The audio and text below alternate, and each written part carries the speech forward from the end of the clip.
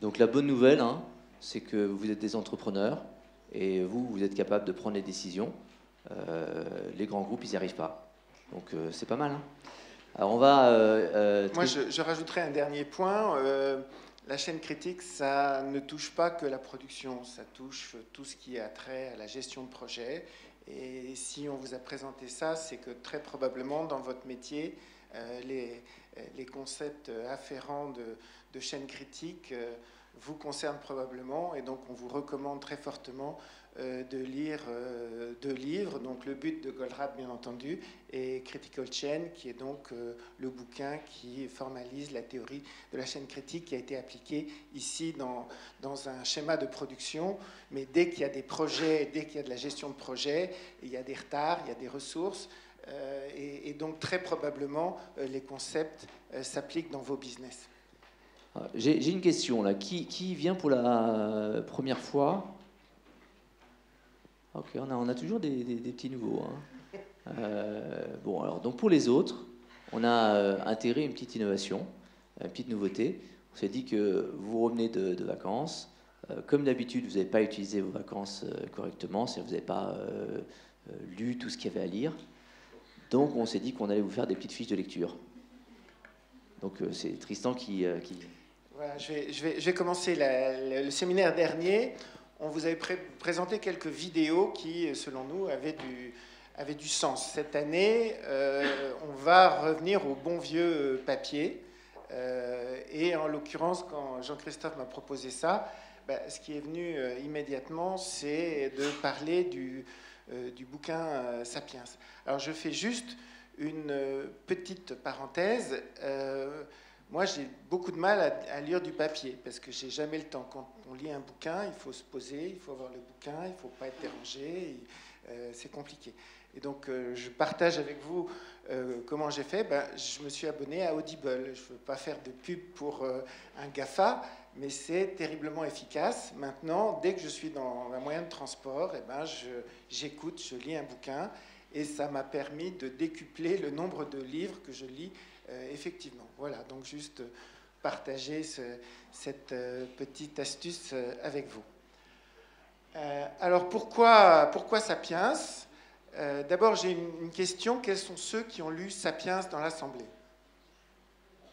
Il y a un tiers, presque même la moitié de l'Assemblée qui a lu. Bon, donc je suis désolé pour cela. Tout ce que je pourrais raconter, malheureusement, sera un petit peu caricatural parce que c'est un livre extrêmement riche, mais il me semble qu'il y a quand même quelques enseignements pour les entrepreneurs et c'est pourquoi j'ai choisi ce livre. Donc, il a été écrit par un auteur israélien, Hariri, qui est donc un historien. Et donc, le sujet de ce livre, c'est pas moins que l'homme, l'humanité, et donc c'est quelque chose qui nous touche tous. Alors, comment ça marche? Voilà, et donc de quoi ça parle? De questions juste essentielles. D'où venons-nous? Qui sommes-nous? Et où allons-nous? D'où venons-nous? Donc l'évolution biologique de l'homme, avec un certain nombre de points clés. La révolution cognitive où le cerveau de l'Homo sapiens a changé et lui a permis de faire des choses nouvelles. Selon ce que l'on voit, c'est que c'était un élément clé. La révolution agricole et puis la révolution scientifique. Et qui sommes-nous? La question, c'est sommes-nous un animal comme les autres ou pas? Quelque part, ce livre aborde la relation délicate entre l'homme et l'animal. Et une des choses qui apparaît dans ce livre, c'est qu'il n'y a pas pire prédateur pour les animaux que l'homme, alors qu'en fait, nous ne sommes qu'un animal comme les autres. Par contre, nous avons un certain nombre de choses qui nous distinguent des animaux et qui ont fait que aujourd'hui, l'homme domine la planète alors que les autres animaux ne le dominent pas. Et on va voir justement quelle est cette spécificité de l'homme en tant qu'animal qui fait qu'il a réussi à se développer, à atteindre 7 ou 8 milliards d'entités et à dominer la planète. Et puis, il aborde également où allons-nous, et cet été, j'en ai profité pour lire le livre suivant, qui est Homo Deus, où là, pour le coup, il se projette dans le futur, un futur passionnant, voire effrayant, où les questions concernant l'intelligence artificielle et la place de l'homme versus des intelligences artificielles se posent, mais ça, c'est une autre histoire.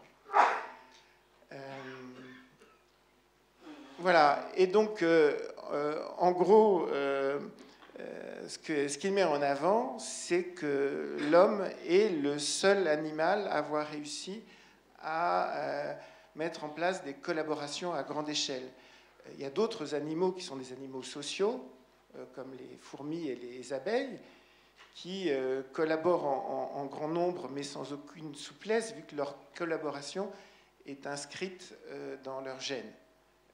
Et donc, une évolution dans ce cadre-là prend des milliers, voire des millions d'années. Si je fais le parallèle, lors de la Révolution française, des rois ont été guillotinés et l'organisation s'est adaptée à ça, alors que si les abeilles se mettaient à guillotiner leur reine, je doute que ça aboutisse sur grand-chose. Donc il y a déjà des collaborations de masse, mais extrêmement rigides. Il y a des collaborations plus souples, mais en nombre limité, comme les loups et les chimpanzés, et l'homme est le seul animal qui a réussi à faire des collaborations de masse. Il y a des milliers, des centaines de milliers, des millions de personnes qui arrivent à collaborer efficacement. Et donc, d'après l'auteur de ce livre, comment est-ce qu'ils ont réussi à collaborer? Au départ, c'est lié à la révolution cognitive et à une modification du cerveau de l'homme qui a permis ce type de collaboration. Mais la conclusion auquel il arrive, c'est que s'ils ont réussi à collaborer sur de grandes échelles, c'est que l'homme a appris à raconter des histoires. Il a appris à raconter des histoires dans lesquelles les autres hommes s'identifient et de ce fait-là arrivent à collaborer parce qu'ils ont en tête des mêmes contextes. En fait, il distingue trois types de faits. Les faits objectifs, la pesanteur, c'est un fait objectif, c'est tout ce qu'il y a de plus concret. Il y a des faits subjectifs qui sont liés aux idées d'un seul individu en particulier, et il y a des faits intersubjectifs qui n'existent que parce qu'un grand nombre de personnes sont d'accord et sont en phase sur ces faits, sur ces connaissances. Voilà. Et donc lui, son analyse, c'est de dire nos civilisations sont construites sur des histoires et parce que tout n'est pas objectif, mais sur l'adhésion de grandes quantités de personnes à des histoires partagées, à des mythes. Et donc il cite les Nations Unies, les droits de l'homme, tout ça c'est quelque chose auquel on croit, auquel on adhère, et ça nous permet de collaborer, ça nous permet de cimenter notre ordre social, alors que ce sont des concepts qui n'ont aucune matérialité en soi. Voilà, et donc il traite de tous ces sujets-là. La monnaie, pourquoi est-ce qu'un bout de papier sur lequel il est marqué 50 € est quelque chose auquel on apporte de l'importance? Eh bien, parce que nous tous savons ou pensons que derrière la monnaie, il y a des organisations, il y a un certain nombre de choses, et donc nous donnons de la valeur à un bout de papier, et c'est ce qui nous permet de collaborer et de fonctionner. Et donc ces mythes, comme il les appelle, eh bien, il y a la monnaie, il y a l'État, il y a les entreprises, il y a tout un tas de choses. Et donc, il attribue au fait de s'identifier à ces idées la capacité de l'homme de collaborer en grand nombre. Et ce qui est étonnant, c'est que, en fait, ces idées changent. Ce qui paraît évident pour quelqu'un à une certaine époque, eh ben, quelques siècles plus tard, paraît complètement idiot. Il cite par exemple le Code d'Hammurabi, 1750 avant Jésus-Christ, l'empire babylonien, qui était le plus grand empire à l'époque. Eh bien, dans le Code d'Hammurabi, il apparaît naturel, légitime et inspiré de Dieu qu'il y a 3 classes d'hommes. Il y a les hommes libres, il y a une catégorie intermédiaire, et il y a les esclaves. Et c'est comme ça, et c'est pas autrement. Et quelques milliers d'années après, eh bien, il y a une déclaration d'indépendance qui dit tout le contraire, avec les mêmes prémices. Il est clair, c'est l'ordre naturel et c'est inspiré de Dieu que tous les hommes sont égaux. Et c'est là qu'on peut s'interroger, est-ce que ce à quoi on croit tous aujourd'hui, c'est quelque chose d'objectif, d'intersubjectif? Est-ce que la démocratie, c'est une fin en soi ou pas? Est-ce que dans 2000 ans, il y aura toujours de la démocratie ou pas de la démocratie?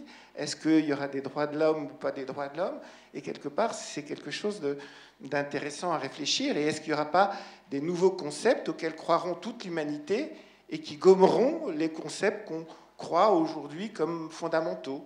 Est-ce que ce sera la sauvegarde de la planète qui prendra une importance supérieure à celle qu'a aujourd'hui les droits de l'homme?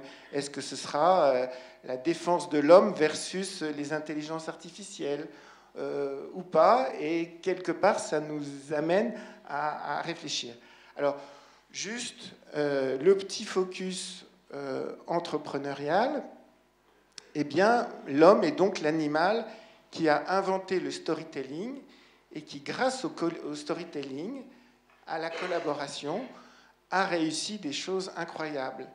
Et bien entendu, eh bien, si le storytelling est l'invention et le propre de l'homme, eh bien, il est clair que les entrepreneurs doivent exploiter cette capacité. Et c'est une capacité clé. Extrêmement souvent, quand je discute avec mes clients, eh bien, on en arrive à des questions comme la motivation et la fidélisation des salariés. Et donc là, je ne sais pas si vous connaissez un auteur qui s'appelle Dan Pink, qui a écrit sur les méthodes de motivation et de fidélisation des salariés, et il en met en avant 3. L'autonomie, donner de l'autonomie, de la responsabilité aux salariés, donner des compétences, et puis la dernière, purpose, c'est du sens. Et c'est là que le storytelling intervient. C'est que pour qu'un salarié soit efficace et fidèle, il ne suffit pas qu'il ait un job alimentaire, il faut qu'il croie en son métier, il faut qu'il croie au projet, il faut que ce projet ait un sens pour lui, et c'est là que le storytelling intervient. Et donc je vous invite à mener cette réflexion.